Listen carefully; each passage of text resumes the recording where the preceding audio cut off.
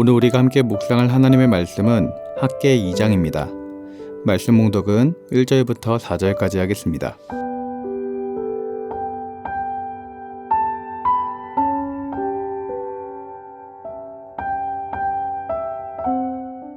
일곱째 달 곧 그 달 21일에 여호와의 말씀이 선지자 학개에게 임하니라. 이르시되 너는 스알디엘의 아들 유다 총독 스룹바벨과 여호사닥의 아들 대제사장 여호수아와 남은 백성에게 말하여 이르라. 너희 가운데 남아있는 자 중에서 이 성전의 이전 영광을 본 자가 누구냐? 이제 이것이 너희에게 어떻게 보이느냐? 이것이 너희 눈에 보잘것 없지 아니하냐? 그러나 여호와가 이르노라. 스룹바벨아 스스로 굳세게 할지어다. 여호사닥의 아들 대제사장 여호수아야 스스로 굳세게 할지어다. 여호와의 말이니라.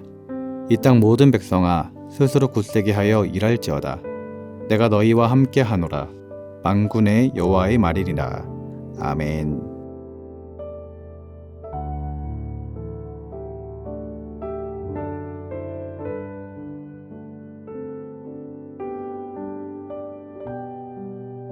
오늘은 학개 2장을 통하여 하나님께서 학개 선지자에게 주셨던 두 번째 말씀에 대해서 함께 묵상하려고 합니다.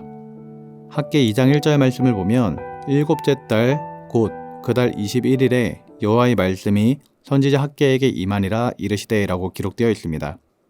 이 말씀이 임한 때는 첫 번째 말씀이 주어진 지 약 한 달 반이 지난 시점이었습니다. 그리고 포로 귀환한 백성들이 성전 재건 공사를 다시 시작한 지 한 달이 채 되지 않는 시점이었습니다. 이처럼 하나님께서는 첫 번째 말씀을 주시고 얼마 지나지 않아서 새로운 말씀을 또다시 주셨던 것입니다. 왜 그랬을까요? 그것은 그들에게 새로운 말씀이 필요했기 때문입니다. 그들이 처한 상황이 바뀌었고 그들에게는 새로운 위기와 새로운 격려가 필요했기 때문인 것이죠.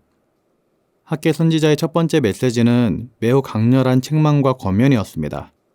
포로에서 돌아온 이스라엘 백성들은 자신들의 집을 짓는 일에는 몰두하였는데 하나님의 성전은 무너진 채로 방치해 두었습니다. 이에 대해서 하나님께서는 학개 1장 4절 말씀에서 이 성전이 황폐하였거늘 너희가 이때에 판벽한 집에 거주하는 것이 옳으냐라고 책망하셨습니다. 이 말씀은 백성들의 영적 감각을 일깨웠고 그들의 마음을 움직였습니다. 그래서 그들은 회개를 하였고 성전 재건의 일을 다시 시작하였습니다. 그렇게 백성들이 하나님의 말씀을 듣고 24일 만에 공사를 시작하였습니다. 하나님의 일에 순종하기 시작했던 것이죠. 하지만 얼마 시간이 지나지 않아서 그들은 또다시 실망과 낙심에 빠지게 되었습니다. 왜냐하면 재건되는 성전이 솔로몬의 제1성전에 비해서 너무나도 초라해 보였기 때문입니다. 그 안에는 언약궤도 없었고 하나님의 영광도 이전만 못해 보였으며 외부의 방해도 여전히 많이 있었습니다. 특히 사마리아인들의 방해는 과거에 성전 공사를 중단시킨 전례가 있었기 때문에 백성들에게는 매우 두려운 존재였습니다. 이런 상황 속에서 하나님께서는 두 번째 말씀을 주셨습니다. 낙심한 백성들을 위로하고 격려하시기 위함이었습니다. 그들은 한때 열정으로 다시 일어섰지만 그 열정은 금세 식어갈 위기에 처해 있었기 때문에 주셨던 것이죠. 하지만 하나님은 이들을 외면하지 않고 오히려 그들에게 다시금 말씀을 주시고 말씀으로 용기를 주셨던 것입니다. 하나님의 말씀이 임한 날은 유대력으로 초막절 마지막 날로 추정이 됩니다. 초막절은 하나님께서 광야 생활 중 이스라엘 백성들을 보호하시고 인도하신 은혜를 기억하는 절기입니다. 바로 그날 하나님은 또다시 그들과 함께 하시며 그들을 향한 뜻을 말씀하셨던 것입니다. 오늘 우리가 살펴보고 있는 학개 2장 말씀은 우리에게도 깊은 메시지를 줍니다. 우리는 늘 똑같은 환경과 상황 속에 사는 것이 아닙니다.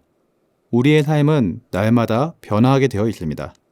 그래서 기쁜 날도 있고 어려운 날도 있고 뜻대로 되는 날도 있지만 무엇을 어떻게 해야 될지 몰라서 막막한 순간도 찾아오는 것입니다. 이러한 때에 우리에게 가장 필요한 것이 무엇일까요? 바로 하나님의 말씀입니다. 말씀은 우리를 인도하는 빛입니다. 그래서 시편 119편 105절은 주의 말씀은 내 발의 등이요 내 길의 빛이니이다 라고 고백하였던 것이죠. 이처럼 말씀은 우리가 어디로 가야 할지 알지 못할 때 우리에게 길을 제시해 주는 것입니다. 말씀이 없으면 우리는 어둠 속에서 방황할 수밖에 없을 것입니다. 하지만 하나님께서 우리에게 말씀을 주셨기 때문에 우리는 어디로 가야 하는지, 무엇을 해야 하는지를 깨달을 수 있는 것이죠. 또한 말씀은 우리의 마음을 위로하고 새 힘을 공급하는 생명의 양식입니다. 하나님은 우리에게 단 한 번만 말씀하시는 분이 아닙니다. 우리가 낙심할 때마다, 길을 잃을 때마다 그때그때 적절한 말씀으로 우리를 회복시켜 주시는 하나님이신 것이죠.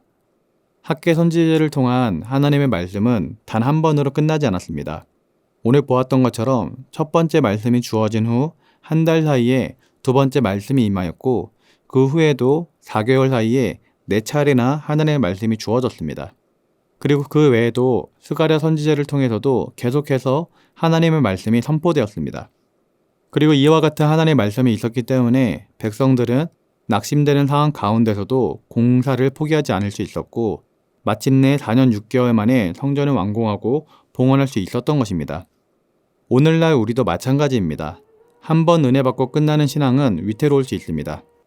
그리고 이와 같은 하나님의 말씀이 있었기 때문에 백성들은 낙심되는 상황 가운데서도 공사를 포기하지 않았고, 마침내 4년 6개월 만에 성전을 완공하고 봉헌할 수 있었던 것입니다. 오늘날 우리도 마찬가지입니다. 한 번 은혜 받고 끝나는 신앙은 위태로울 수 있습니다. 지속적으로 말씀을 들어야 하는 것이죠. 매일 말씀을 듣고 묵상하고 말씀을 붙들어야 합니다. 그렇게 할 때 우리는 이 험한 세상 속에서도 인생을 바르게 살아갈 수 있고, 하나님께서 맡겨주신 사명을 힘있게 감당할 수 있는 것입니다. 주일만 예배드린 성도는 일주일을 살아갈 때 온갖 유혹과 시험을 받을 수 있습니다. 그 결과 영적 컨디션은 저 밑바닥을 칠 때가 있을 수 있는 것이죠. 그래서 일주일 만에 예배를 드릴 성전에 오게 되면 성령의 충만함까지 그 영성을 끌어올리지 못하고 겨우겨우 은혜의 끝만을 유지하는 신앙생활을 하기도 하는 것입니다.